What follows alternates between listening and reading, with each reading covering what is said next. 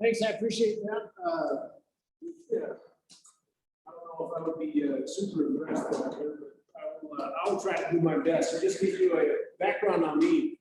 My name is Haugo. I'm a SWAT sergeant at Fort Collins Police. So my primary job, I'm only full-time SWAT person at the police department. We have a team of 30 operators involved with explosive breaches, electric guys, snipers, medical specialist guys. We're a part-time or collateral team, so that means we basically train for 20 hours a month. So we have 2 training days. We do a third day for our snipers and a third day for our explosive breachers. Our other specialty guys will do different stuff as well. So I work for our special operations branch at the police department. I've been at Fort Collins Police for 18 years. I've been on the team for 16 years. Myself and probably 4 or 5 other guys go across the country. We teach different SWAT stuff. I specialize in the sniper side because that's what I've done my whole career. So I teach that stuff to other cops around the country. So our team that we have in Fort Collins is actually pretty good. We have a lot of nationally recognized instructors that are across the country. So that's kind of a unique thing. A lot of people don't know about our team. It is for a part-time team. We have a lot of guys who kind of have a lot of juice around the country as far as SWAT stuff goes. I've been up here before prior coming to Fort Collins area. I was in the Army. I was an Army captain. So I was a tank commander. That's kind of what I did when I did before the war started. So I was kind of in between people. I actually interviewed up here at Budweiser. I didn't make the cut. Right? So when I got out of the military, I didn't quite make it. But maybe after now, right, after I hang up and they go come back. Right? So I don't have any takes that. Anyway, some of the other interesting stuff that we kind of went around the military facility. How many people have done any active shooter training or have had a presentation or talked about it? Right? Not too many, right? How many of y'all went to school and had to do lockdown drills? So the younger folks in the room, right? I didn't do that. I didn't do that stuff when I was a kid, right? It is kind of an unfortunate reality that all that stuff has happened. It's been going on essentially since the 1600s or since the country was established. We have had school shootings. Right? It didn't get publicized quite as much. We didn't have the full-time media that ran the cycle all the time. But there were kids back in the 3 country days that were being killed at school. A lot of the school stuff is kind of where it started. So who knows when the active shooter kind of topic got really hot and heavy? When was that? Columbine, right?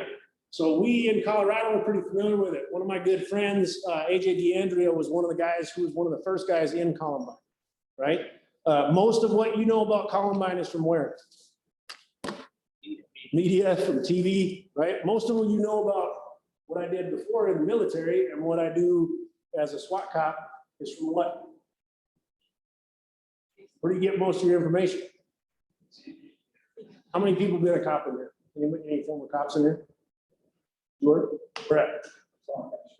Where? Where's that? Oh, okay. So what do you think about what people know as far as what's on TV in Hollywood versus what it's really like?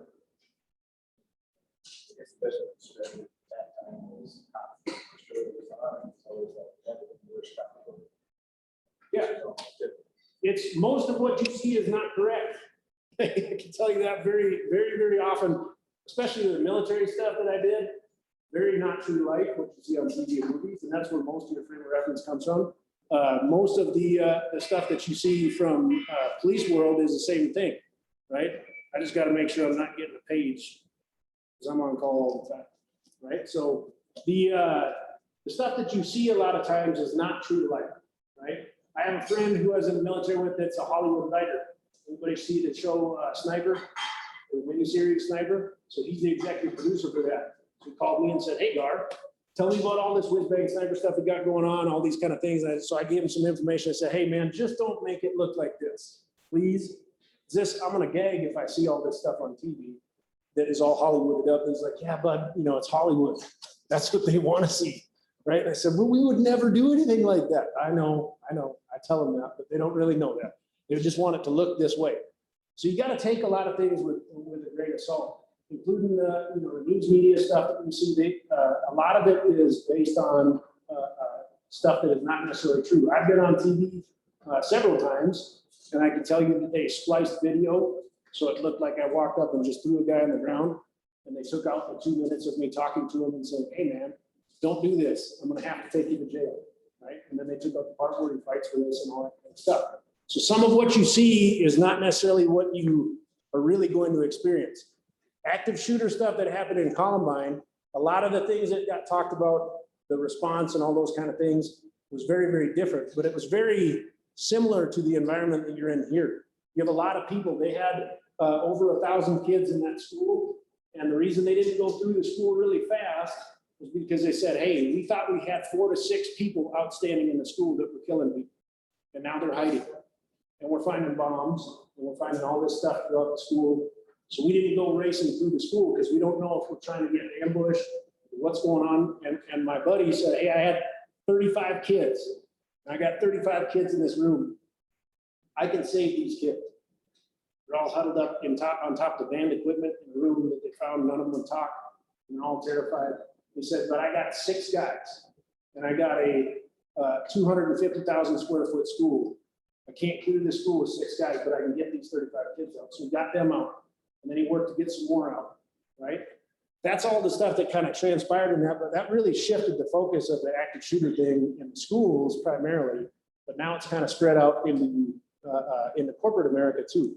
And a lot of the corporations, right, you guys kind of being part of a very well-known corporate entity across the whole world, right? Budweiser's a big brand, a lot of brand recognition across the world, but it's also kind of an American brand, right? Or a USA type brand. So if you go over to other countries, when they think of Budweiser or Coca-Cola, they say, "Hey, that's American," right? So some of the stuff that you might encounter might be domestic terrorist stuff saying, "Hey, I want to make a splash with a big US company." Well, Subway might not cut it, but Anheuser Busch might be a lot better target for them. So you may have those kind of things come to your doorstep as well. And that was what Aaron and I talked about with Gary and stuff, is just kind of going around and sort of wargaming some of the things that you guys have set up and taking a look at that. But a lot of the stuff that I want to tell you, if you guys have questions or you have information that you want to know, or any of that kind of stuff, I'd be happy to share it. Okay. A lot of people don't know, because you live in Fort Collins, right? Nothing happens in Fort Collins, right? Did you say? How much crime stuff do you think happens in Fort Collins? How many SWAT calls do you think we had last year? Any guesses? Well, it's like a bidding war. Who wants to be first? 100? Higher or lower? Higher. Higher? How many? You said what? I said 50. Okay, so we got a half. Look at that. 88, right? We've averaged about 50 every year since I've been on the team. And the last 2 years have been 87 and 88. Okay. We've seen a lot more people from out of town that have come in here because they know what? Fort Collins is a nice town. There's not a bunch of guys like me who do a bunch of bad stuff to good people. So I'd come to Fort Collins. That's a good place for me to operate, right? It's easy to rob people. It's easy to steal things.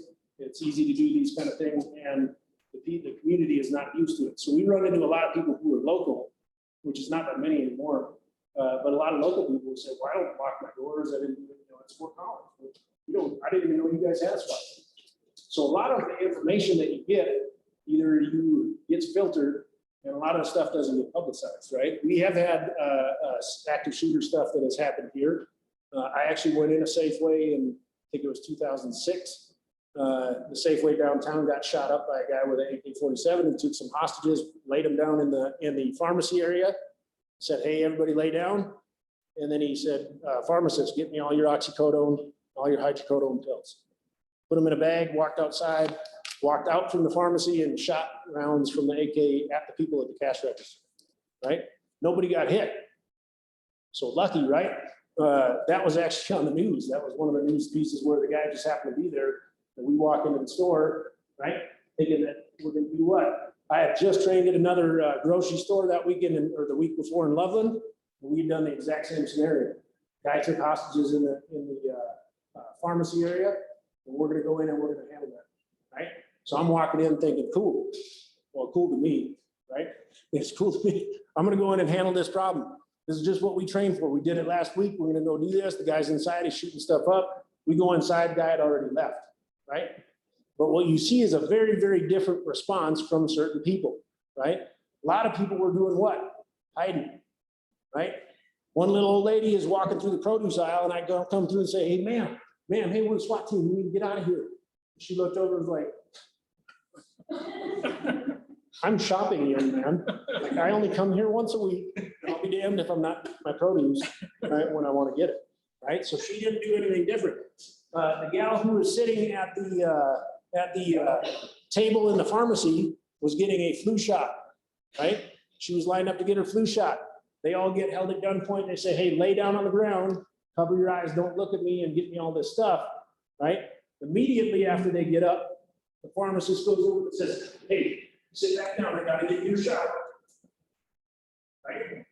You thinking about that? Hey, I can get the shot later. I say we should probably get out. That's what I'm thinking about right now, right? So you're gonna see people do very weird things under stress. A lot of what we see in traumatic incidents, in school shootings, real shootings, street fights, you name it, someone comes into your house. A lot of times when we go to actually rescue someone, we actually have to physically take them because they're just got to shut off. Or they return to normal and they just look like a lady doing produce, like, I don't want to think about anything else. The lady giving the shot is, I don't want to think about that, I just want to get the shot, because that's what I was doing. Right? So you see a lot of weird responses from people when they're under stress. In particular, these involve a lot of public attention because you see it makes a big splash. If there's an active shooter anywhere around the country, including the one that just happened down in Boulder, and I know some of the guys who went into the store in Boulder, they're friends of mine, and they went into the store immediately after that and they ended up getting the guy, right?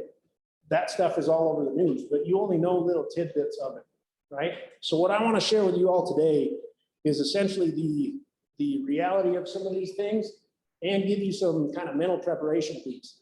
Mental preparation versus any physical preparation or doing anything else is probably going to make you more aware and more prepared for a situation like this than anything else I could give you, right? And that stands to reason on the outside too. It's the exact same thing. If you are aware of what you're doing on the outside, you are a much harder target for a bad guy, right? How many people go to Old Town? How many people have been to Old Town? Some of y'all never been to Old Town. You live in Fort Collins, never been to Old Town? We all lie, right? Okay.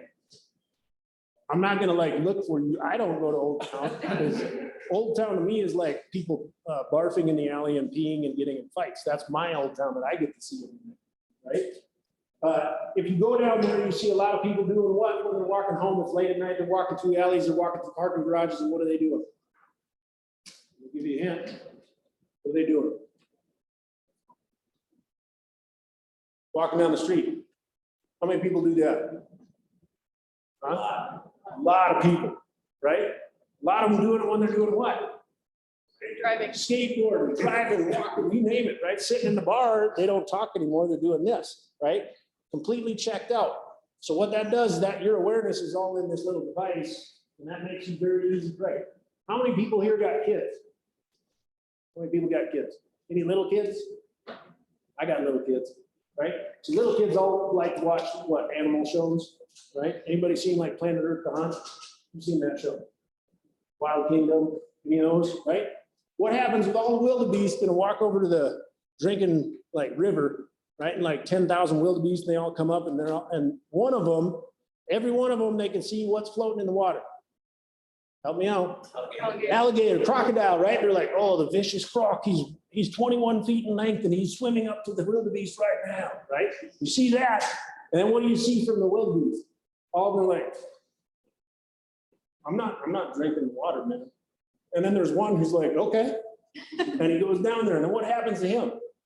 Bam, he gets snatched right into the water. And then the rest of them are like, okay, now it's time to cross. Well, he's in the water, let's go. Okay, so that's what people are. And people and bad guys work very similar to prey animals, right? They are looking for indicators that you are not aware, that you don't know what's going on, okay? Some of what Erin and her team are trying to do by bringing me here or talking about these different things is to give you that awareness, that mindset piece from the front end, right? Because if you think you're gonna figure it out when it actually happens, it's probably not gonna go so well. Then you're gonna be running on instinct or fear, right, or both.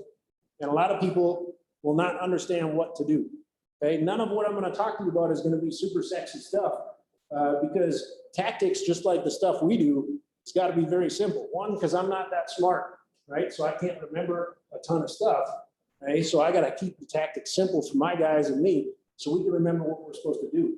The other thing is it's very similar to sports. How many people here have played sports? Who was an athlete? What'd you play? Soccer, field hockey mostly. Soccer, field hockey, team sport, right? Very similar to what I do. So my training and my teaching and the way I coach my guys is very similar to doing that. When you have stuff in soccer, can you come up with a play? You guys have plays or kind of scheme out something? Yeah, right? How many moves are in one play? Like how long does the play go?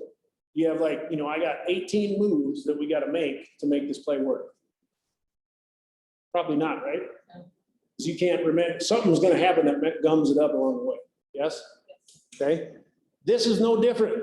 If we come up with a very elaborate plan to evacuate or to have you guys respond to an active shooter, you know what's going to happen is it's going to go right in the dumper. And then you're just going to wing it, freelance it.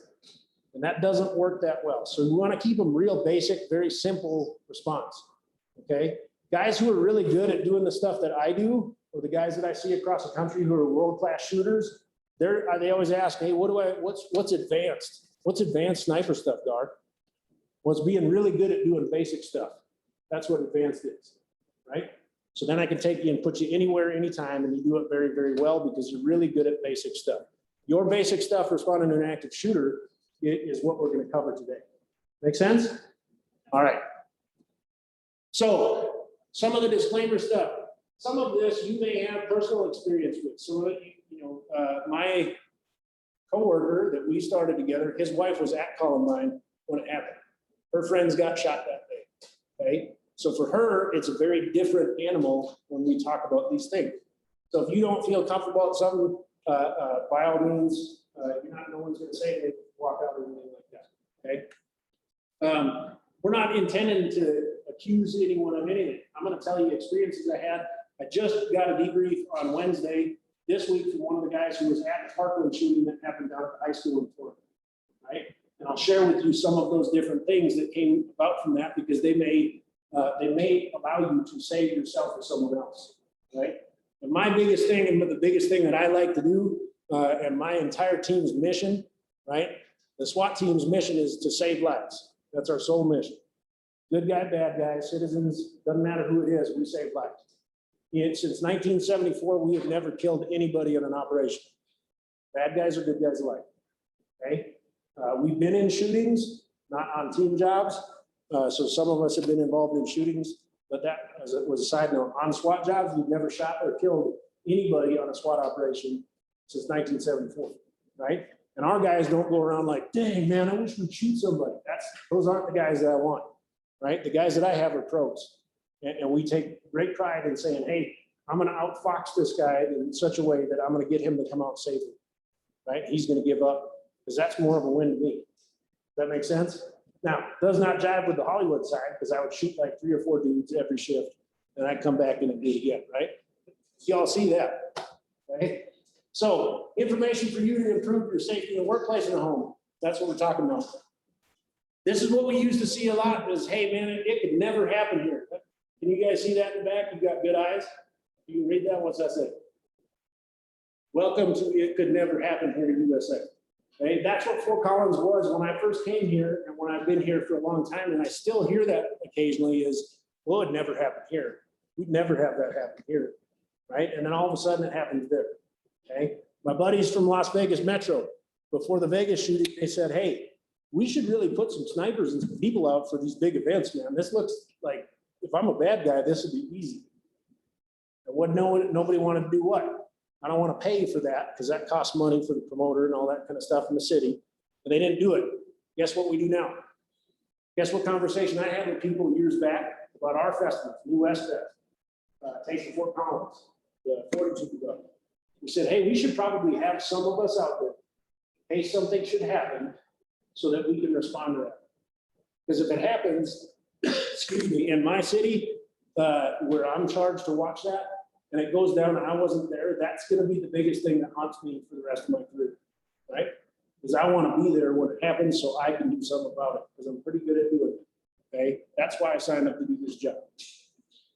So here's some of the triggers that we have, and we'll talk about how those relate to some of what you guys do. So we got emotionally disturbed persons, domestic disputes, disgruntled employees, angry student, terrorists. They're very few of those. But these are some, just gives you kind of a breakdown, and they really haven't changed any as time has gone on. And it depends on where you categorize some of the people. But for your guys' purpose, most of the stuff that you'll probably see here, what do we think we would probably see or likely to see here at Bubba? What would you see? What? Disgruntled employee, right? So you gotta watch him. Make sure you guys watch him after this, right? Because he knows you that right away. Right? What else? Do you have one? No? No? All right. So disgruntled employee, what would be the other one that would probably have? Maybe emotionally disturbed person, because those are kind of unpredictable where they show up. And I think we've had actually calls of some of them up here with some of the security folks. But what would be the other one that's likely to actually come here in the facility? Domestic, right? So someone's spouse, boyfriend, girlfriend, whoever it is, says, hey, I got a beef with my ex, and I know where they work, I know when they're there, I know where they work in the facility, I've toured it, I know what the security's like, so I'm coming there. The disgruntled employees probably, for corporate places, is probably your most likely, okay? Because they have a beef with what? Someone who fired them, did them wrong, didn't promote them, you name it, right? Somebody dropped their wedding ring in the beer. Hey, what happens here? You guys do that? Does that happen? No. What's something? Give me something that would happen to beer that would like you would have to toss the whole thing. What would it be?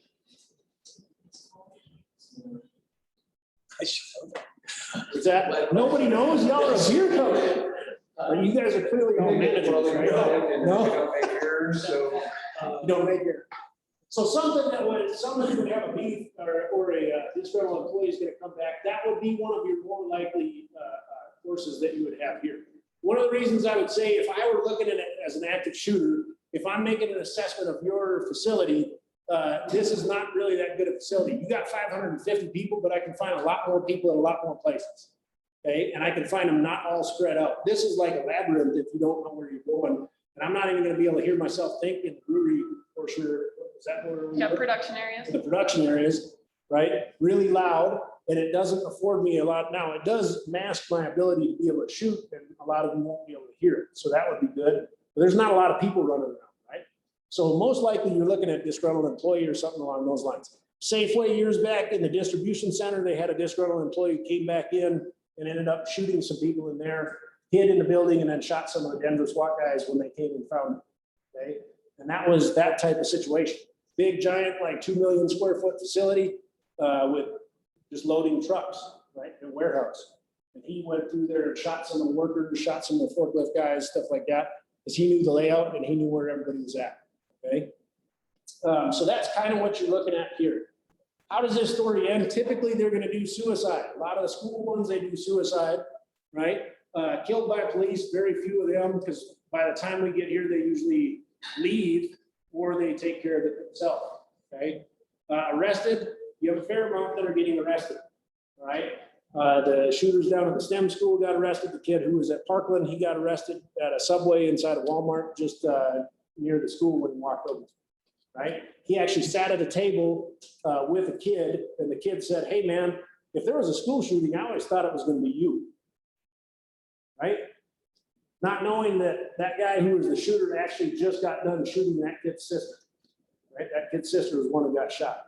And he's sitting down at Subway having a pop with him, okay? Now the sister lived, okay? So that was the happy end of that piece. A very, very different ending than like your typical Columbine. So he went in, did that, dropped all his stuff, had a plan. He's going to merge with all the kids and he's going to run out. So if I'm the disgruntled employee and I shoot a couple of you up, and then I have a plan to put on my stuff, and now I'm gonna run out with the rest of you, right? Before anybody knows different.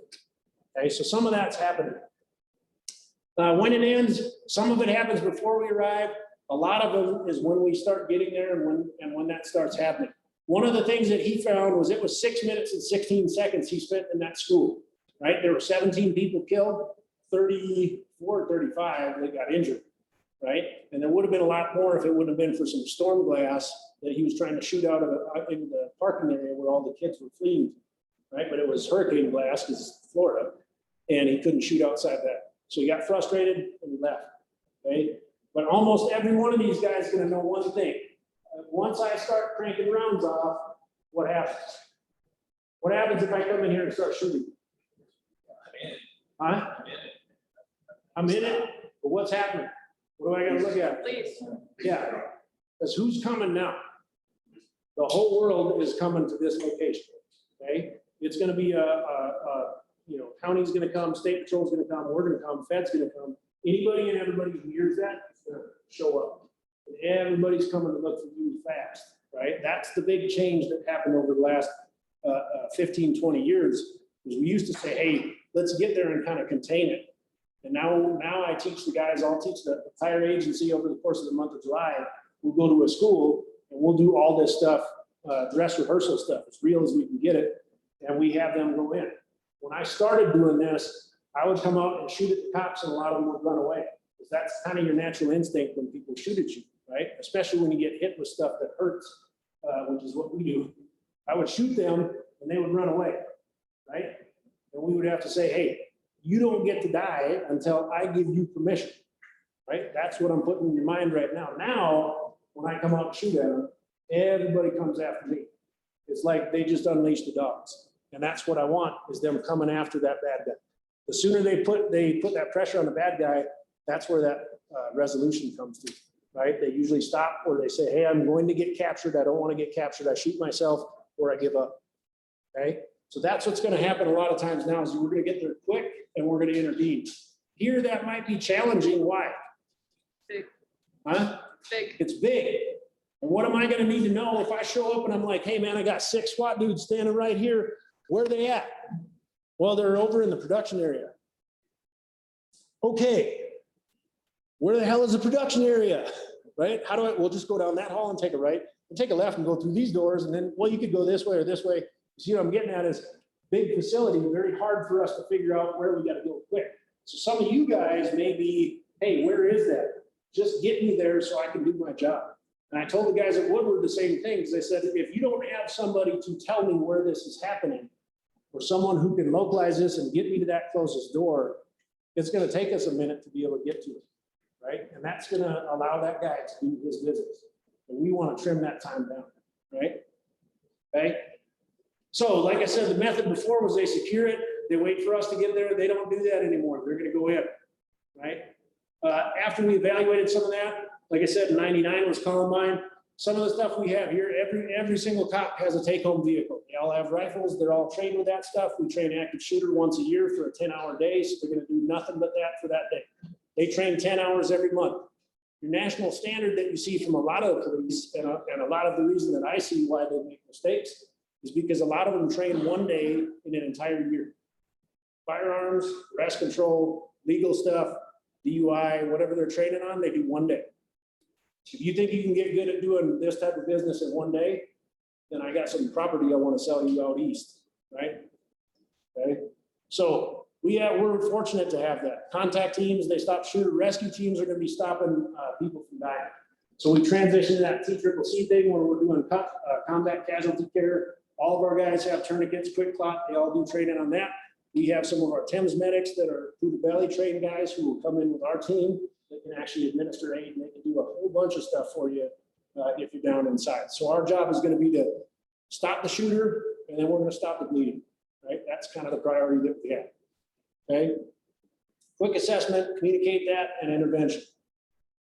Disrupting that timeline, and that's kind of what I said, is we're going to interrupt that bad guy's timeline. Once we get into his decision cycle, that's where it shuts it down really quick. They will either hide, shoot themselves, or give up, or try to run away, right?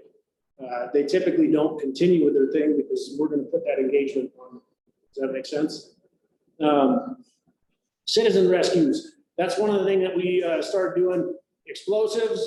A lot of these guys will bring explosives, or they bring mock explosives. The guys in Columbine, interesting tidbit that most people didn't know is they set off a explosive device, propane bottle, right? Normal gas grill bottle. They set it in south part of the county, right? And they bought three or four little twisty, timer clocks, like the kind you have like an egg timer where you turn it and then it goes, right? They took and bought those at a hardware store, and then they built their bombs. They put one bomb south in the county and they set it. And they said, hey, this will blow up and there'll be a bomb scare south in the county. That'll take all the cops and fire down there. And then we're going to go kill all these kids up here.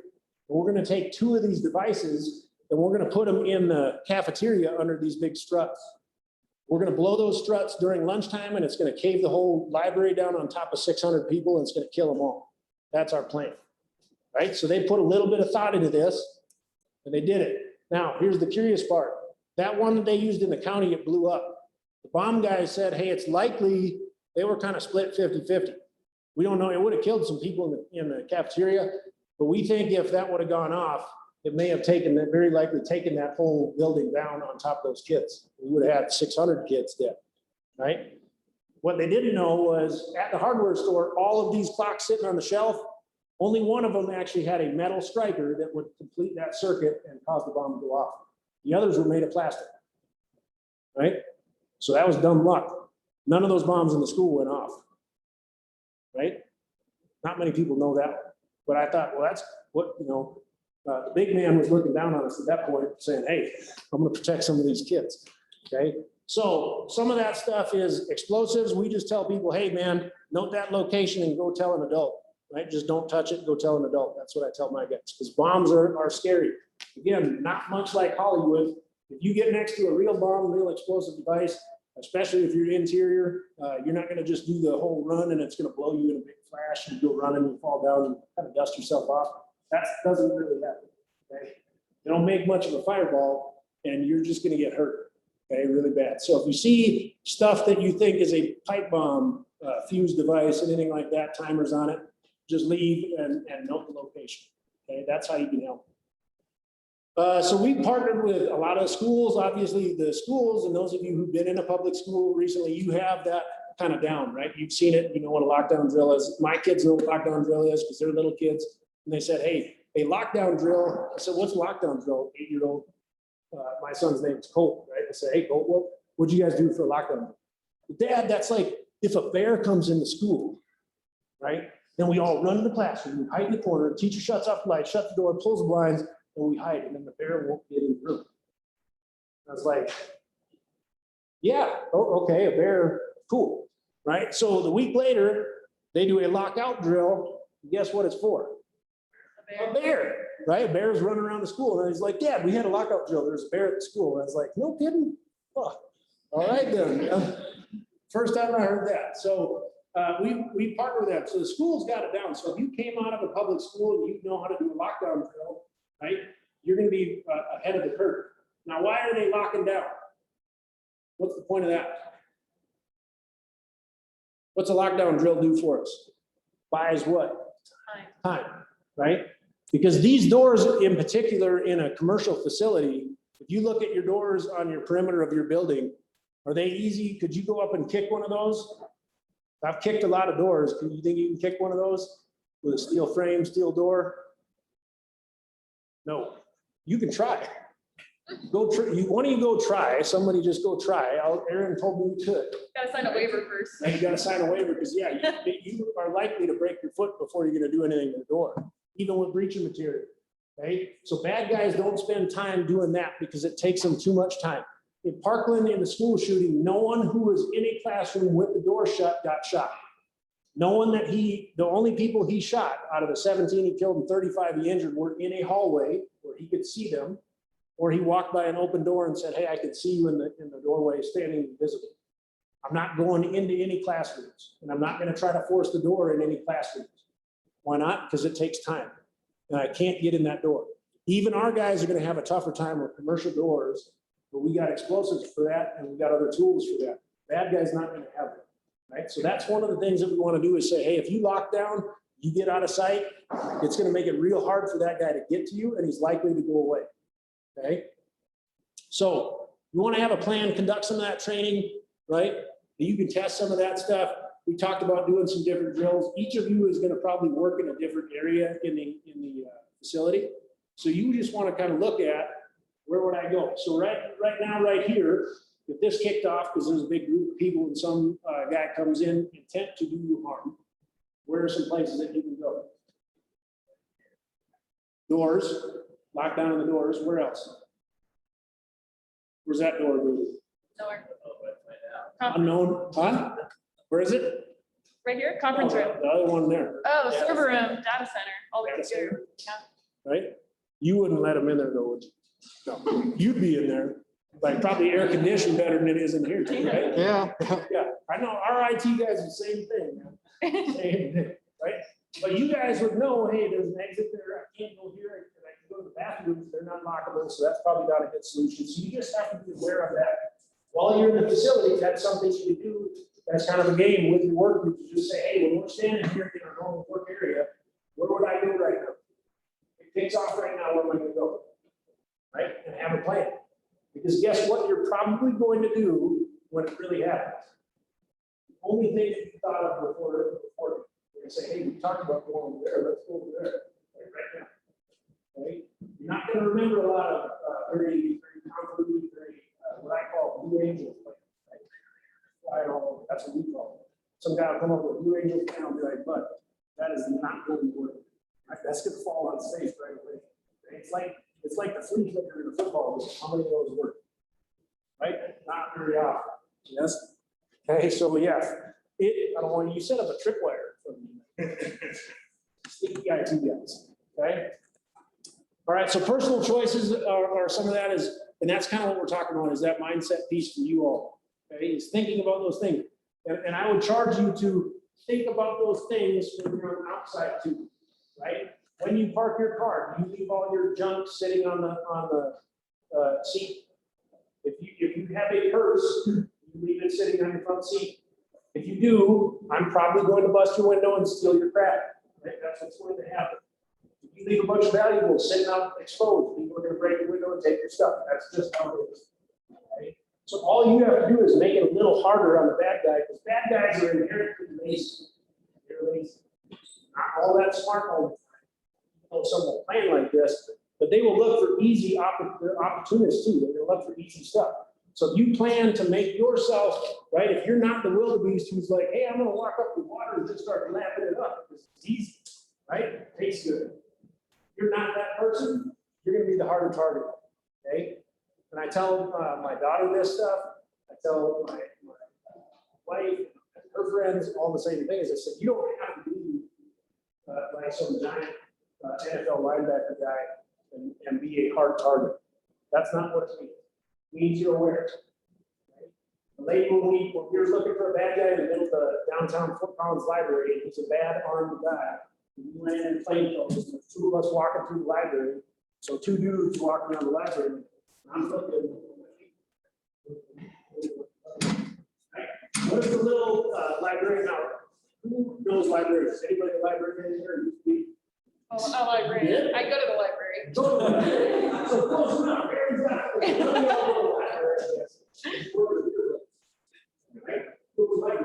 So our librarians, what we would say are like super action packed, like awesome.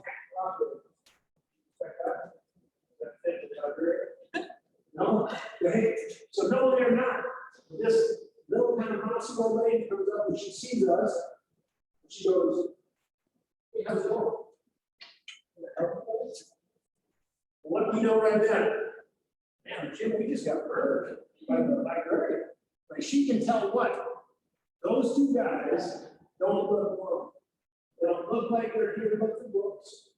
They look like they're doing something else. And I don't usually see two guys that look like them walking through the door and look at people. That's different. So what did she communicate to me? I know you're here. What's that? And I said, that same thing, she said, I do that with people who are doing the various things in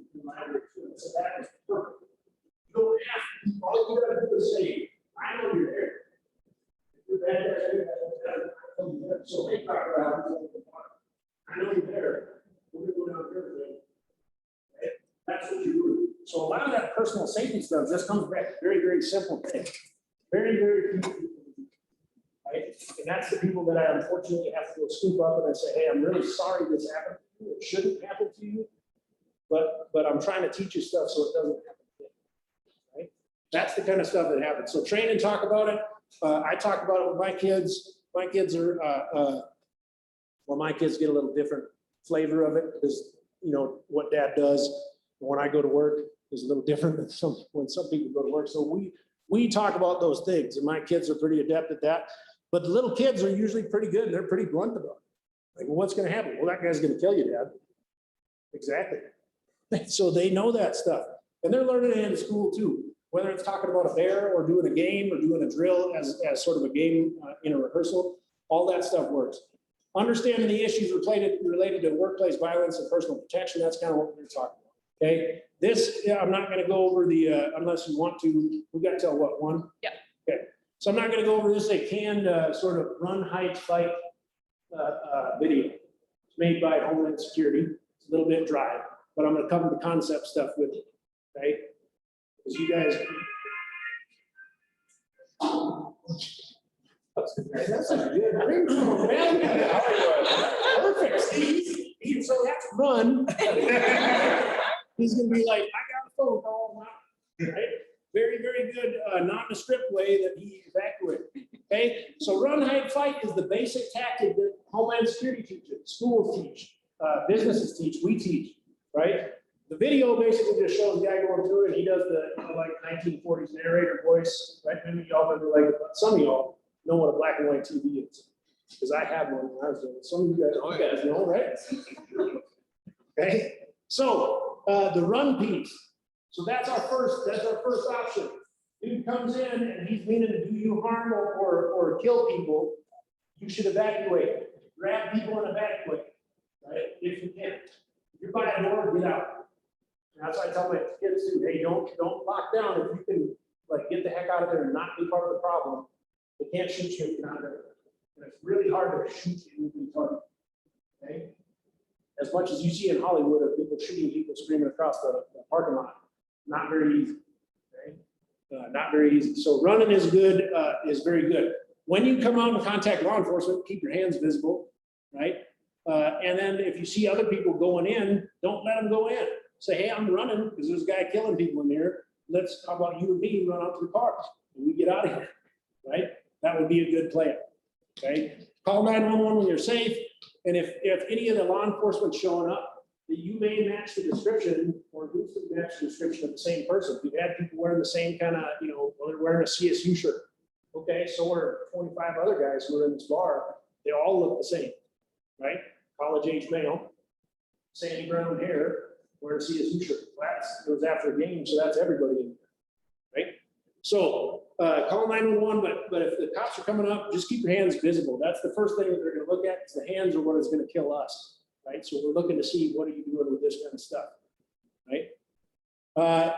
That's your first one, hide. And that's likely to happen in here because you have a big facility, so it may not be advantageous for you to run out of the facility because you may have to cover a whole bunch of ground to get there. And that may take you through the bad guys, what we would call an engagement period, where he's trying to kill people, right? So hiding is a good option, but you got to pick somewhere where it's a good spot to hide, right? Some of you, it's been a few years since you played hide and seek, but if you got kids, they're very good at finding like sneaky little hiding spots. So think about that with your teams while you go through, is where is a good place to hide? These rooms are okay because I may be able to secure them, but they got glass windows and I don't know how easy that is for me to port. And if I can open it and unlock it, that might make it a little bit easier, right? Some of the school district doors have the same thing, but it's more hardened kind of plexiglass and the door doesn't open without a key from the inside. So that means I'm gonna have to jump into the window, which a bad guy is probably not gonna do, right? Because he's looking at time.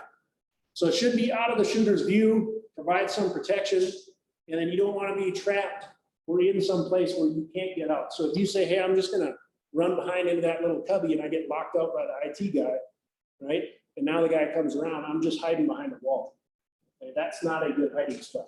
So you shore up your hide and seek skills. That may keep you alive in that situation, okay? barricade it, you can barricade the doors, if they're not lockable, you can put furniture up and stuff, any of that stuff just makes it, so if the guy does get the door open, he says, man, this is a pain in the butt, I'm not going after them, because the clock's ticking and I want to kill some more people, I got to get somewhere else in the facility and start finding people, and I'm not finding them right here, so he's going to leave, okay?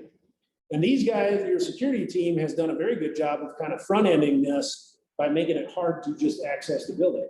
So when I come in, I had to take my phone out, scan a bunch of stuff, fill out like 50, 60 blocks of information. If I was really having to do that, and I want to come in and shoot y'all, I'd be like, man, I'm done. It's too inconvenient for me to go through all this crap.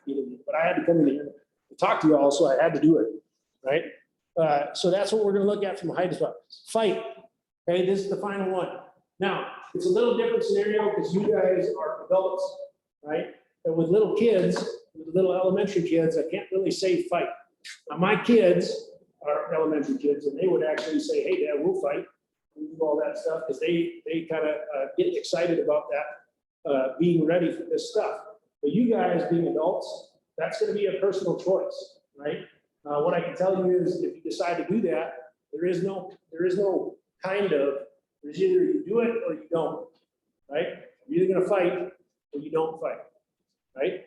If you kind of ease yourself into it, that's when you get hurt. That's when it doesn't work. So you got to be committed, okay? What I've also found is one committed person can get a lot of people to move with them, right? So if I say, hey, I'm going to do it, a lot of y'all might be likely to jump in with me if I lead the way. So if one of you is committed and says, I'm not letting you kill my friends, right? Then you're going to win, okay? Bad guys, even training guys, even guys on my team, if I come in and try to shoot all of you right now, you could easily disarm me and take my gun away, right? Easily. Now, some of you might pay the price, but you could do it. It's just how committed are you?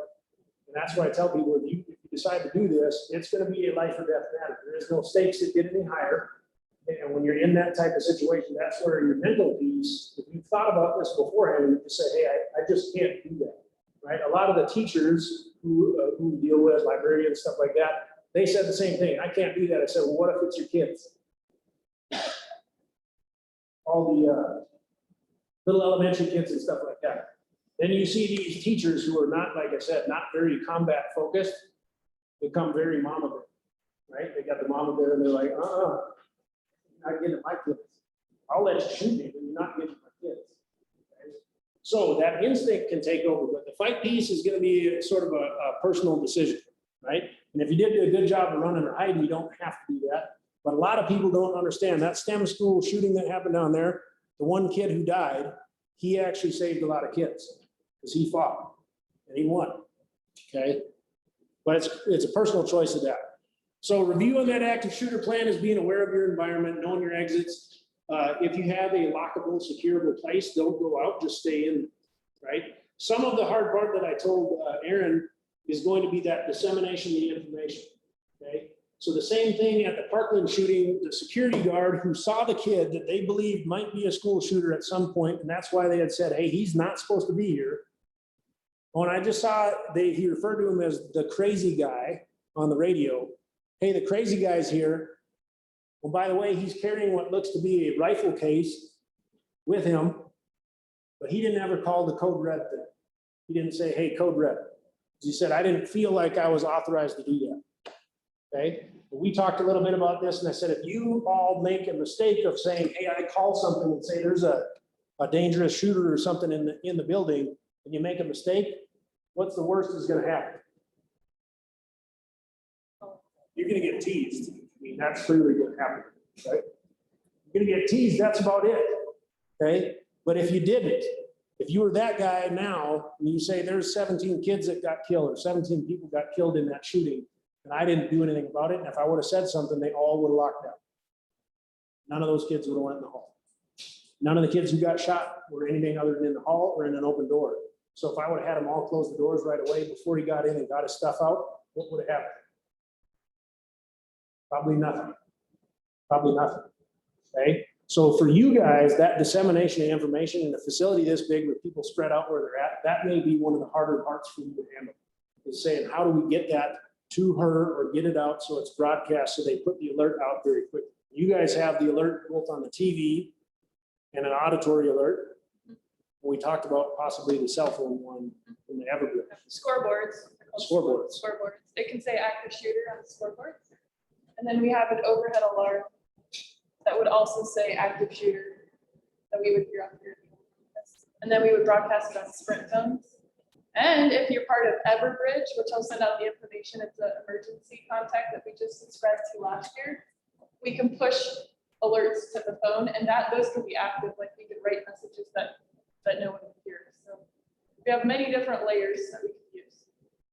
So that would be pretty key for you guys, and one of the big things we kind of talked about was the dissemination of that information. If I get a shooter in your building, or I'm coming in to shoot up your building, how are you gonna find out? How quickly do you find out? Now, the part that I got working against me is it very easy for me, if I wanted to right now, and you all went to where you work, that I easily, rapidly find all of you? You think? I can tell you no, I would not find me very quickly.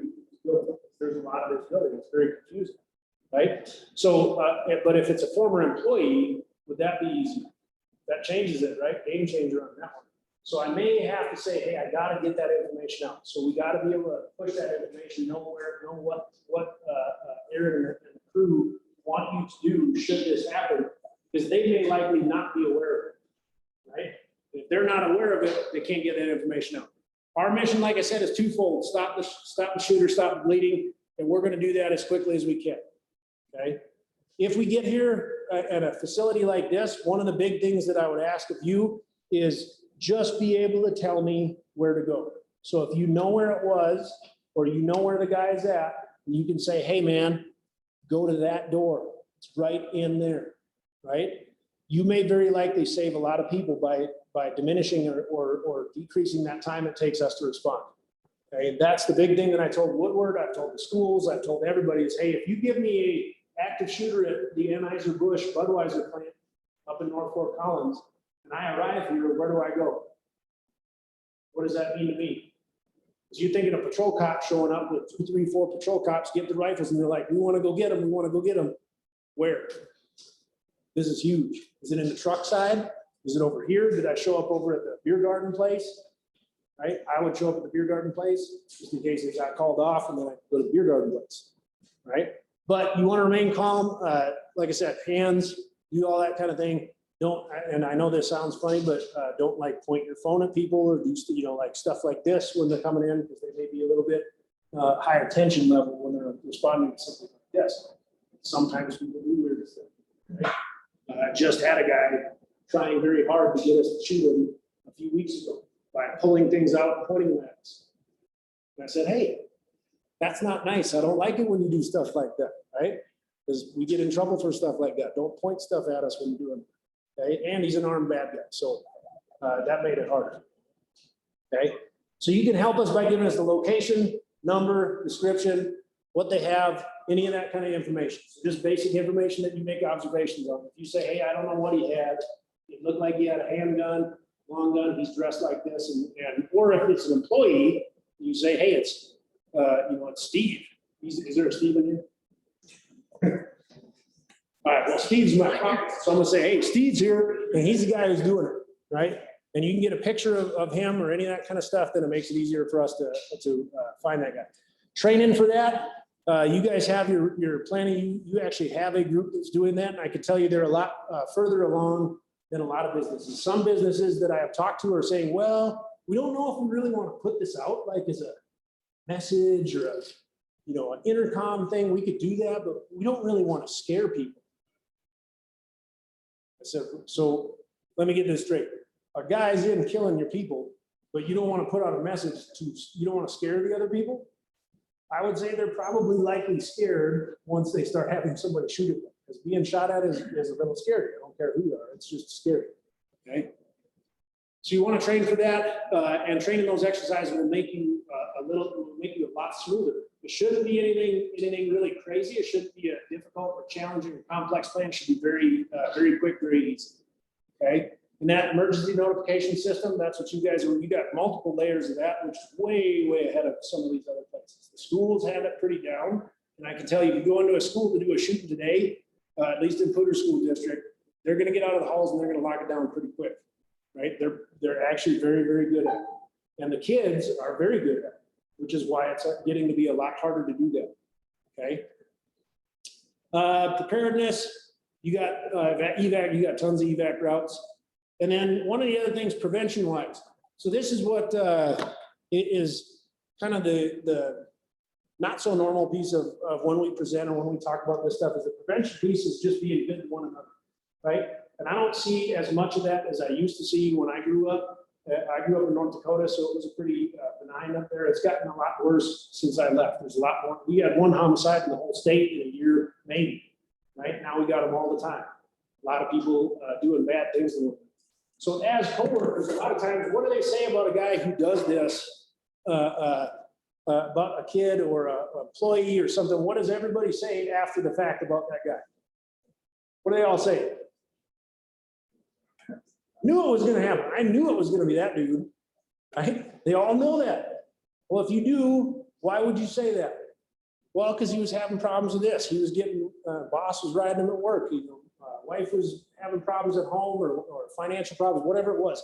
So if you know those things, right, take care of one another and try to be a good coworker, good friend, good person, just in general. And let somebody know those things. If you say, hey, he's not like, that dude does not seem right. He's making some cryptic comments about why I should just come back and whack that dude, right? That's the kind of stuff you might want to know, not to get them fired or not to do that, but maybe we get them some help, right? And a lot of times if you can intervene that way, you will never know the fruits of your labor when you do that, but you may cause somebody to not flip the switch, right? And some of those are what has happened on the front end of these other guys. So recognize them, maybe a current or former employee acquaintance, managers, you should probably be taking stock. You got to know your people, know what they do, know what they like, have an investment in the people.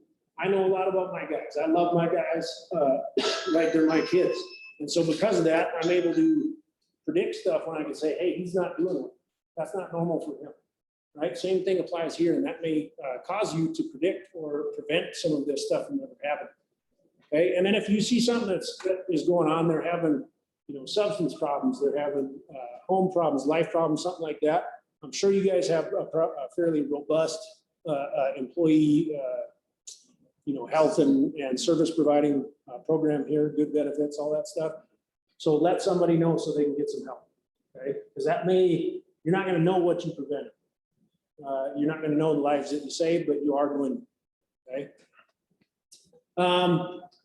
You should report those indicators of potential violence. So a lot of people say this kid had actually talked about, in Parkland had talked about, I'm going to go kill these people. I'm going to do this stuff.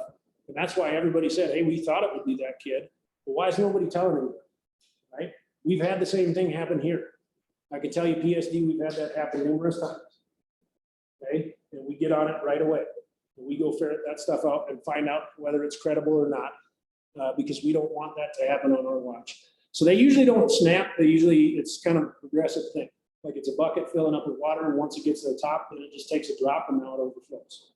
Okay, or beer in a bucket, right? Beer in a bucket. So final review. Just know we're coming. That run, hide, fight. Does anybody have any questions about that? You guys understand concept-wise what that means? It's not super sexy, and there's nothing very elaborate about it, but that's intentional, is because if you try to come up with something elaborate, as soon as you are under a tremendous amount of stress, you are going to shut down.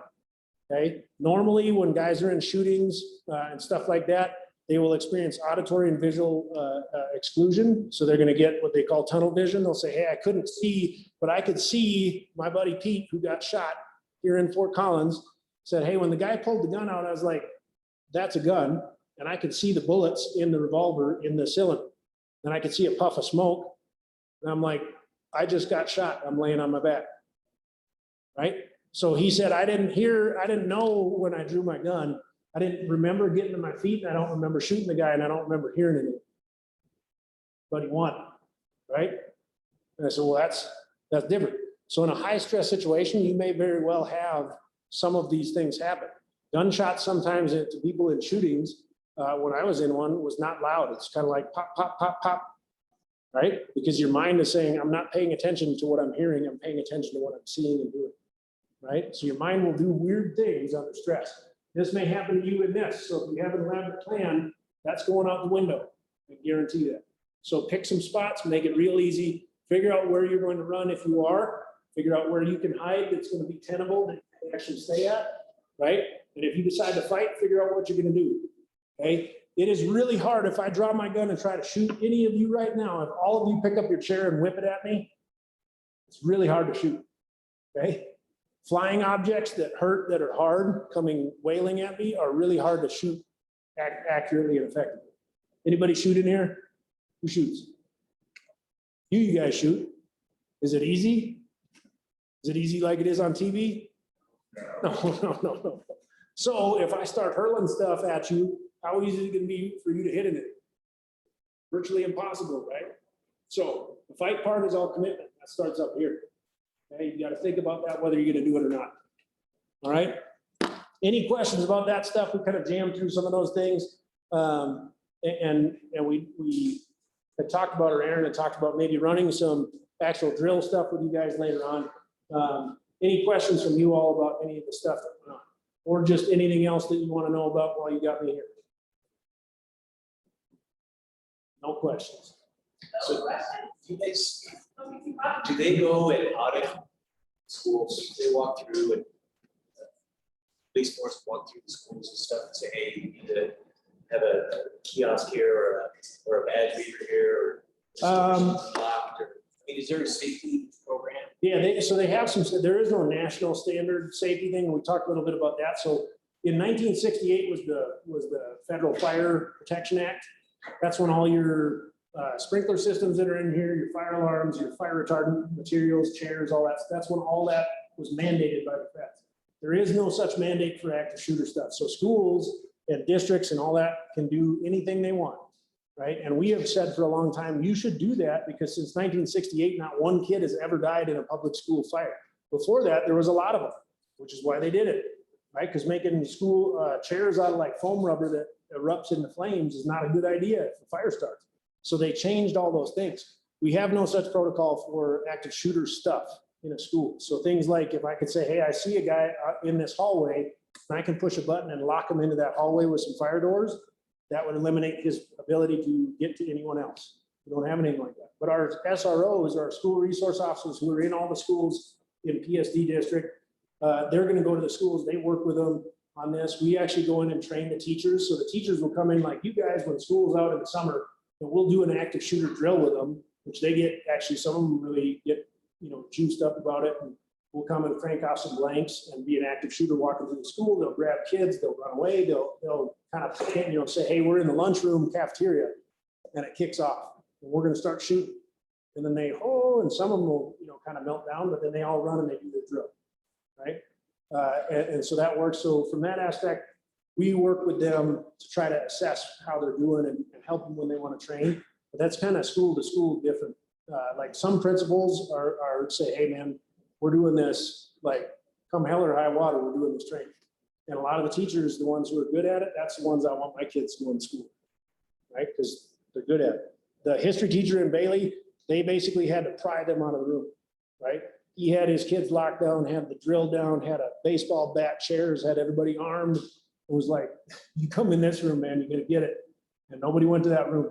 No one got hurt in that room, right? But that's because they're prepared for it. Made it a harder target, and I got an easier one over here. I'm gonna take the easier one, okay? That answer your question? Yeah. Right on. Anything else?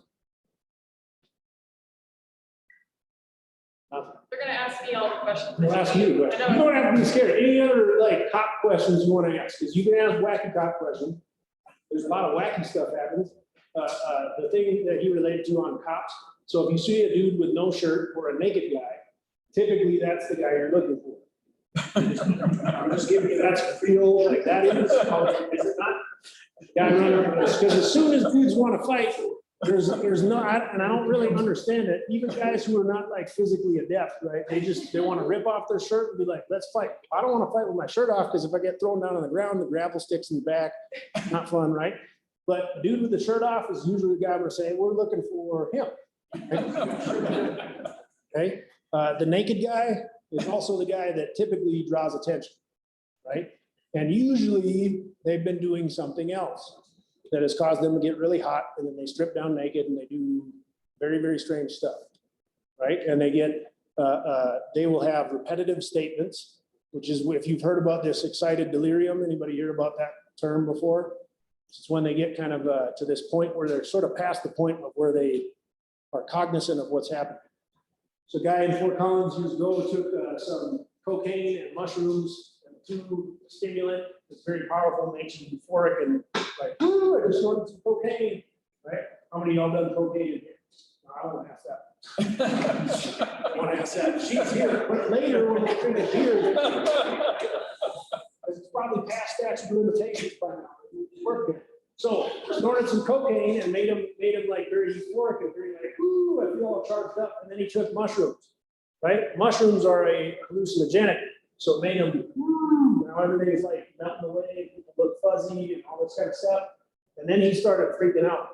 He went after his roommates who were college kids, and the college kids, when they come to the house, are absolutely mortified. Like, this guy's gonna kill us. He's breaking glass, cutting himself up. We don't know, we can't talk to him anymore. He's completely cooked, right?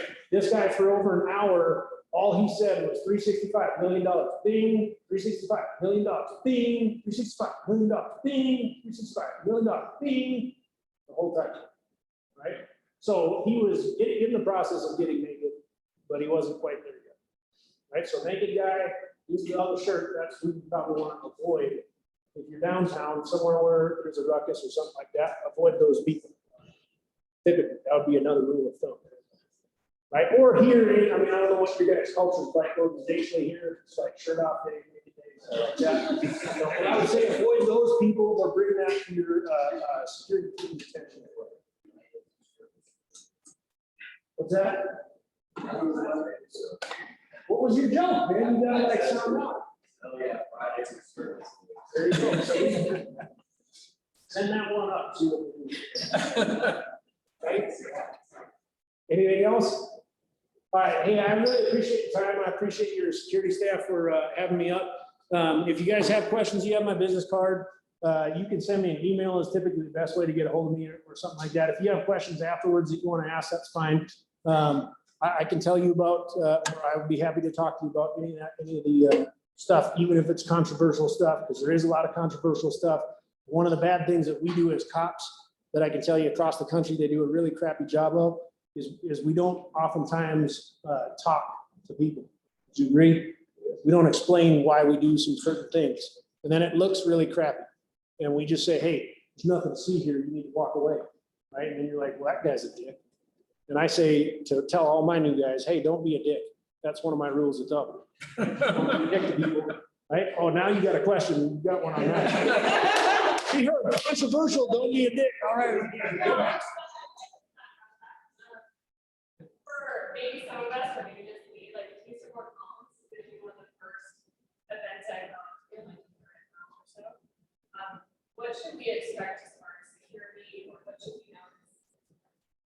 Trying to make an assessment. No.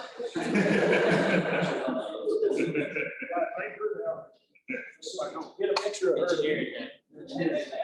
So typically what we're going to have is we actually have a beta weight dog who's a specialized trained Labrador retriever that can pick up your beta weights. When I walk, I create a wake, like if you see it in a thermal imager, you're going to see a wake, like a water wake from the boat that comes off of someone. That vapor will emit trace odors. And this vapor wake dog, you will see them walking behind the crowd. Right? The vapor wake dog can isolate that explosive sense, and it can go find that person and sit down and say, hey, that's the person. So we got him. He's actually really cool. Super nice guy with the dog. It's not like the other dogs.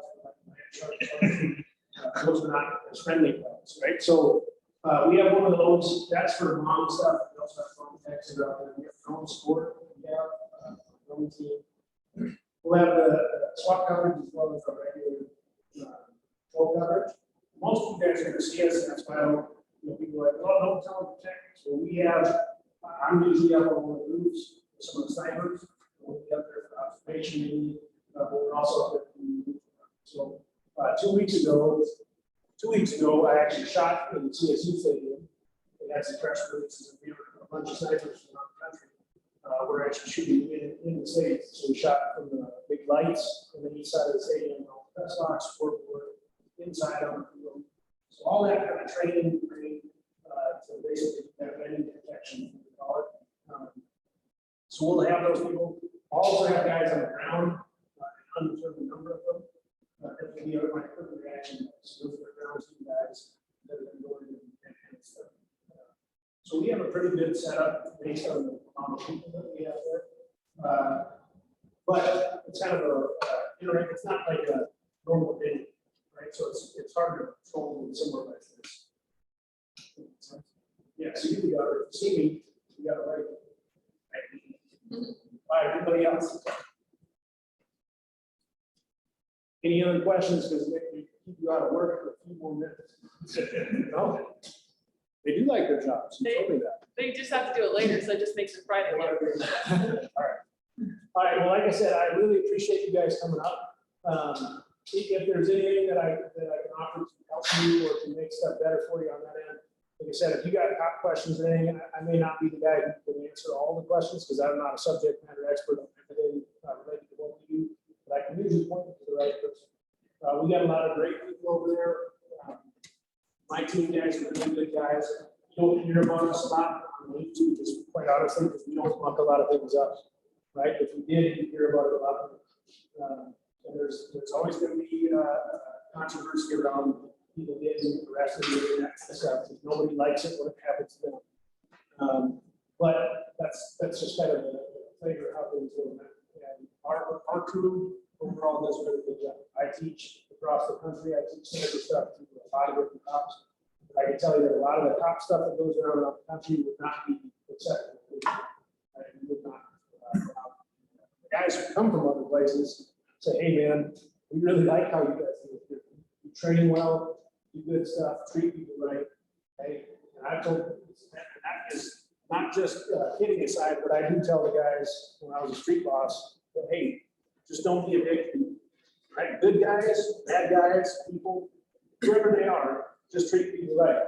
Because they're going to treat you like that. Might not be that night when they're drunk and pissed, but it's going to be later on, right? And it's going to serve us well. So as long as we get here to that, we like to be a part of the community. We like the stuff that you guys do. I drink plenty of your products on the weekends, right? And I don't have to go to a call because I can't. But I would certainly appreciate the stuff you guys are doing on the forefront to try to prep for some of this stuff. And hopefully you can take some of that home to families and it'll help you. Should you ever be in a situation like that, you can have something that you at least thought of, right? You're thinking about it, the mental preparation piece, bar none the biggest thing you can do. So, right? All right, appreciate y'all.